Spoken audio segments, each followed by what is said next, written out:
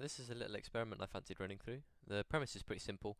I am god of all things F1, and I choose what teams and what drivers will be entering the sport in 2021. I could extend this to tracks as well, but put simply, this video will be long enough without. And my opinion on tracks just isn't really that interesting.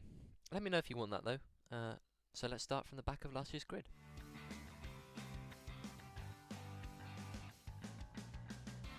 So, Williams. I hate the way the black is implemented on their car, so that's gone.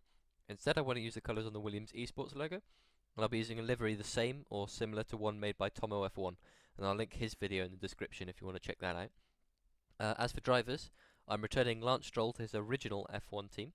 It's a good upgrade for Williams, one Canadian pay driver for a slightly better Canadian pay driver.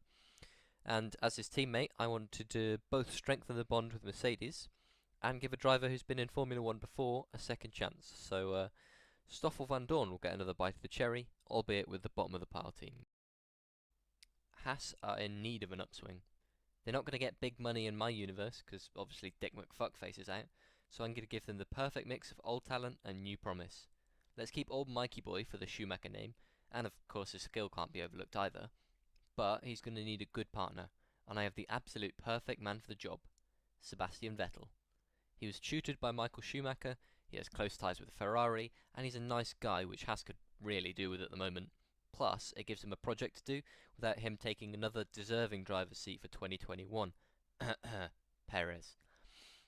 If you think you can improve on this pairing, you're actually just wrong. Oh, and Haas can keep their livery as well, I like it. Alfa Romeo are up next, and I've decided they need a little extra spice. First off, let's get rid of Kimi. He's done adding to the spectacle. Now he's just getting in the way. Instead, let's replace him with a youngster from the Ferrari Driver Academy. It's definitely too early for Boganovic, Leclerc, Petikov, and Enzo Fittipaldi. Marcus Armstrong and Giuliano Alesi just aren't pulling the numbers needed in Formula 2. So that leaves us with Ilott and Schwartzman. I'll take Schwartzman because he's only had the one season in F2 and has impressed a lot. That leaves us with an issue, however. I want an Italian in Formula 1. There's 2 to 4 Italian teams in F1, depending on how you count, but very few Italian drivers, so, after racking my brains for any alternatives, I figured there's only really one good option. That's right, Valentino Rossi. Now, there's method to my madness, so hear me out. The Doctor has driven an F1 car before, to a decent standard as well. Yes, he'd be far away from the front of the grid to be sure, but it would be super interesting to watch. Plus, 2021 is going to have at least 2 Italian races, and I want to see the Ferrari fans competing with the Rossi fans, because that would be something else. AlphaTauri are good. They've got a beautiful car, 2 excellent drivers, so they can keep all of that. I'm going to give them Renault engines for 2021, along with the main Red Bull team, partly because it's good for Renault to have a customer team, and partly because I'm a bit fed up of Honda just ditching the sport whenever they feel like it. Like, come on, you guys stuck it out with McLaren for 3 years and you're bailing now? Just as both teams are getting good as well. This is Honda's 4th exit from F1, and I'm all for just making sure they don't come back again, unless they're going to put a proper factory team together. Ferrari. They've got the right drivers for next year already, I think. It'll be good to see Leclerc with some competition, and I'm super interested as a McLaren fan to see what Sainz is capable of with the famed mark. One thing that does need to change though is that livery. History? Tradition? That's only an excuse for their car designers to be lazy. That 1000 races burgundy livery was total ass as well. I want them to dream me up a dark grey and red livery, because I think that looks sick. Renault. And yes, I do mean Renault. Alpine can piss off, they don't actually make cars anymore, and I'd rather stick with the actual manufacturer. Plus, that black and yellow livery is very nice, and I wouldn't want it to leave the paddock. Also, who needs more blue cars? Not me. As for drivers, Renault can keep Ocon. French driver, decent talent, still pretty young, and he fits with what they should be aiming towards in the future. Fernando Alonso, however, is an issue. He's a team destroyer, he's too old, and I don't like him. So he's out, and I'm bringing back Nico Hülkenberg. The Hulk deserves redemption, and he deserves to stand on the podium at least once. Plus, he can teach Ocon without his ego getting in the way, which is always a bonus. Aston Martin are bringing back British Racing Green, baby. There's a Mark Antar design with green and black on it that looks awesome, but I also wouldn't mind a splash of lime green, like on their WEC entries, but only a splash. As for drivers, I think I have to bring back Sergio Perez. Checo's done an excellent job this year, and he's earned the Red Bull drive, but I have a better plan for Red Bull. Also, the way he was fired from Racing Point leaves a sour taste in my mouth even now, so I'm going to pretend like it never happened, like all my problems.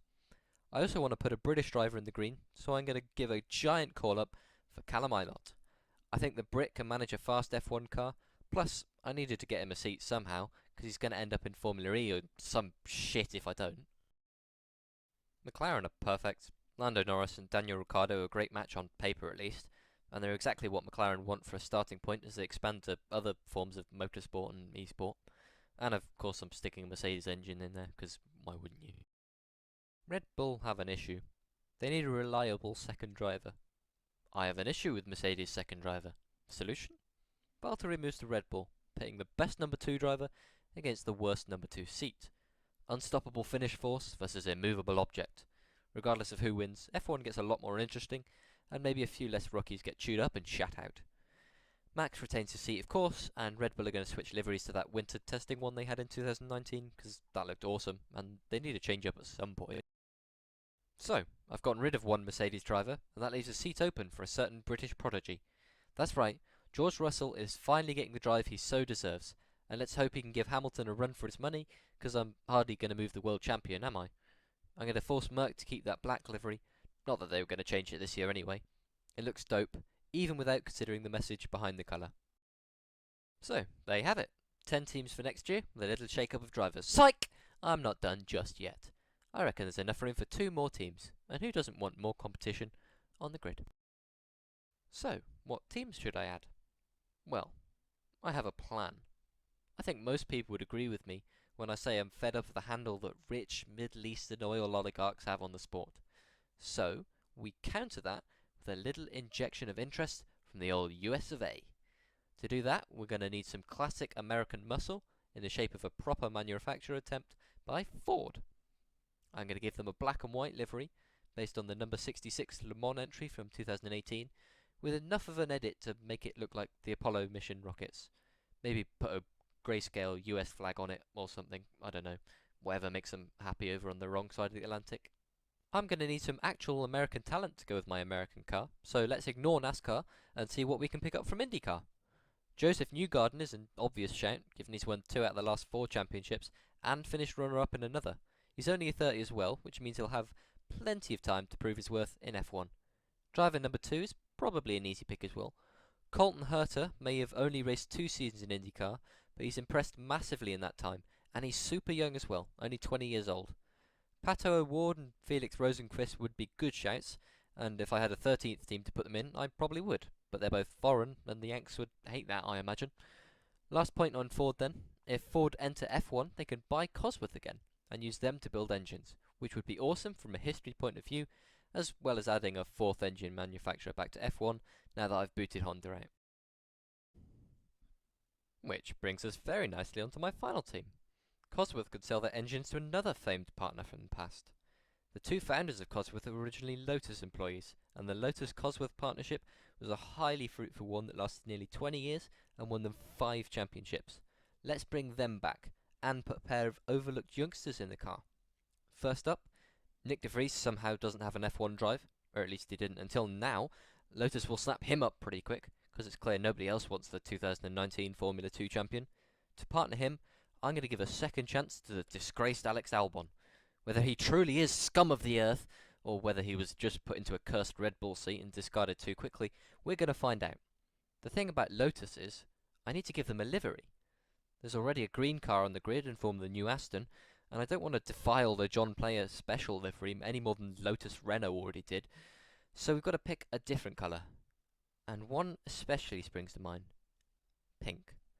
I'm going to yoink BWT back into F1 and make them the title sponsor of our new Lotus. So, that really does wrap us up, as BWT Lotus fill up the last slot in a talent-packed headcanon of a 2021 grid that makes me sad about what we're actually going to get. Think you could do better? Want to challenge me to a fist fight because I didn't put Sir Hamilton on a bicycle and make him compete anyway? Tell me in the comments. Like that would stop him winning. Until next time, ciao.